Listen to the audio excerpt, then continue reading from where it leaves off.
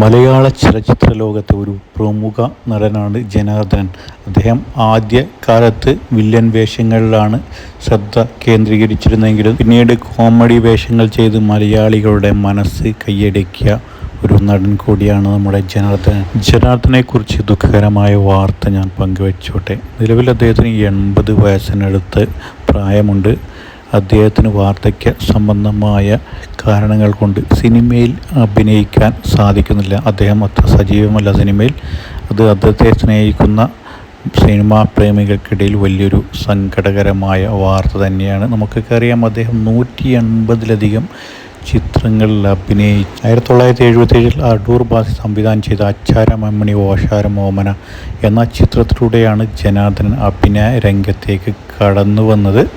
പിന്നീട് അദ്ദേഹം അടൂർ ഗോപാലകൃഷ്ണനുമായി അടുക്കുകയും CBI ഡയറിക്കുറിപ്പ് എന്ന ചിത്രത്തിലൂടെ പ്രതിനായക വേഷത്തിൽ നിന്ന് ഹാസ്യ അഭിനയത്തിലേക്ക് തിരിച്ചു വരികയും അദ്ദേഹം കുടുംബ പ്രേക്ഷകരെ കയ്യിലെടുക്കുകയും വെറുപ്പിൻ്റെയും മുൾമുനയിൽ നിർത്തിയിരുന്ന വേഷങ്ങളിൽ നിന്ന് ഹാസ്യ വേഷത്തിലൂടെ കുടുംബ പ്രേക്ഷകരുടെ ഇഷ്ടത